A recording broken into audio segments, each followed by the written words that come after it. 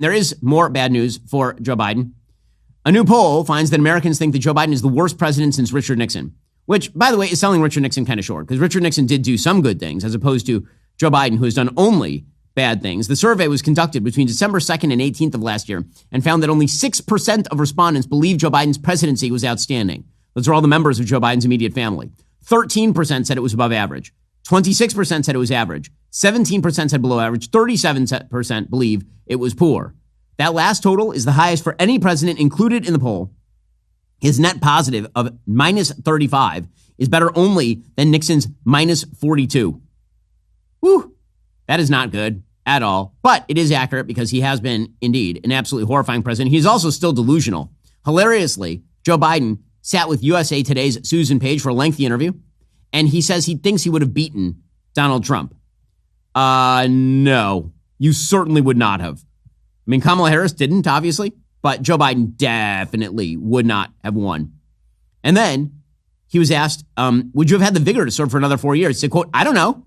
That's why I thought when I first announced talking to Barack about it, I said I thought I was the person. I had no intention of running after Beau died, for real, not a joke. And then when Trump was running again for re-election, I really thought I had the best chance of beating him. But I also wasn't looking to be president when I was 85, 86 years old. So I did talk about passing the baton. Who the hell knows? So far, so good. Well, no, actually not so far, so good, since he's obviously no longer with us. This did force Hakeem Jeffries to make one of the funniest statements of the day. He was asked, does he think that Joe Biden would have beaten Donald Trump? And he's like, well, we're not going to talk about that. I know over the summer you met and had a private conversation with President Biden in the run-up to his decision to exit the 2024 race. In a new interview in USA Today, he says that he believes that he could have beaten President Trump based on the polling. You saw the polling as well. Is the president right? We're looking forward, not backward. But was he right? Could he have beat the former president? Same answer. President-elect. Same answer. Looking forward, not backward. The answer, of course, is no. Meanwhile, speaking of President Trump, we are now just 11 days from his inauguration, from him officially taking office again. Thank God, thank God. And the fights over his nominees are breaking out. The question of whether there will be a quick confirmation or not, I think that they will be, his nominees will be confirmed pretty quickly. There will be FBI background checks. I think that the Senate is going to insist, and frankly, I think they should, on going through all of the information. That is literally their job. The advice and consent process is part of the constitutional process, but they're going to move fast. Democrats, however, are going to do their best to hold up the works.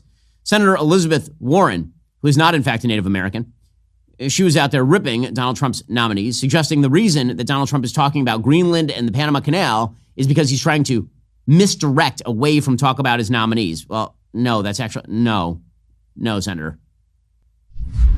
I want to make a second point, and that is, why is Donald Trump doing this? And I think the answer is, let's have a big distraction and several more questions so we don't spend more time on Pete Hegseth, the nominee to be the head of the Department of Defense. So we don't spend more time on Tulsi Gabbard, who has been in the pocket of Putin and is not someone who should be trusted with our secrets, so that we don't spend more time on Robert Kennedy's views on vaccines. In other words, we have a job in front of us right now, and that is advise and consent on the nominees who are there to run our government. Donald Trump would love it if we spend no time talking about them and all of our time talking about this idea and something else. Well, the plan for Democrats is to create as much chaos as possible. Chuck Schumer is saying as much. According to Axios, he's privately pressing his senators to create fireworks when they question President-elect Trump's nominees in coming weeks. Schumer told his top committee Democrats in a closed meeting, quote, Republicans spent 4 years attacking the Democratic brand. We need to use the hearings to begin returning the favor. So he wants them to ask questions of RFK about vaccines. He wants them to ask Pete Hegseth about what the MAGA agenda looks like and all the rest. Good luck. Good luck. I don't think that's going to have any impact. Every year you start to make your New Year's resolutions. And every year you think, okay, I'm going to maintain my health. I'm going to hit the gym more. I'm going to spend more time with family.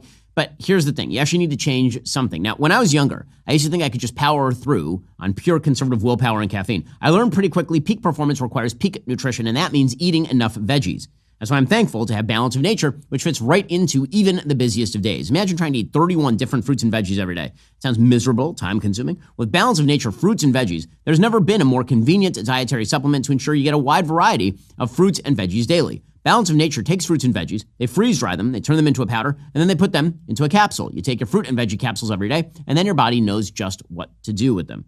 Now, here's the thing that for me is great. It's kosher, which means I can just pop it right into the protein smoothie and I'm good to go. Go to balanceofnature.com, use promo code Shapiro for 35% off your first order as a preferred customer, plus get a free bottle of fiber and spice. That's balanceofnature.com, promo code Shapiro. Start your new year off right. Start living healthier. Balanceofnature.com, promo code Shapiro. Meanwhile, around the world, many world leaders are upset with President Trump for saying obvious things like perhaps the Panama Canal should not, in fact, be under the sway of the Chinese government. The leader of the Panama Canal Authority denied President Trump's claim that China is controlling the vital trade route on Wednesday. He said Trump's suggestion the U.S. ships get preferential rates will, quote, lead to chaos. Ricoarte Vasquez Morales said, quote, the accusations that China is running the canal are unfounded. China has no involvement whatsoever in our operations. Well, I don't think that's true at all. A Chinese company operates the ports on either end of the canal. The canal itself is run by the Panama Canal Authority. The state entity is selected by the Panamanian government. The foreign minister of Panama said the sovereignty of our canal is not negotiable. It's part of our struggle, our history of struggle. It's an irreversible conquest. I mean, it wasn't really a conquest. We sort of handed it to them under Jimmy Carter, another one of Jimmy Carter's brilliant decisions. You know, well, Donald Trump certainly has leverage to apply if he wishes to apply it. Applying it not on behalf of seizing sovereignty over the Panama Canal, but on behalf of cutting ties with Chinese companies would be, I think, one very positive impact of the new Trump administration. Meanwhile, other players overseas are very, very upset because, of course, Donald Trump and his allies have been getting involved in foreign policy. The Mexican president has responded to Trump's plan to rename the Gulf of Mexico by suggesting that they would rename the United States. Well, yeah, good luck with that. Claudia Sheinbaum clapped back at Trump, saying that parts of the United States should be called America Mexicana. Her playful reaction came as Mexico has sent serious messages it will defend the human rights of Mexicans in the U.S. who may be abused during Trump's planned mass deportations. So apparently she stood in front of a 1607 map showing the territory of northern Mexico and part of the present-day United States mixed together.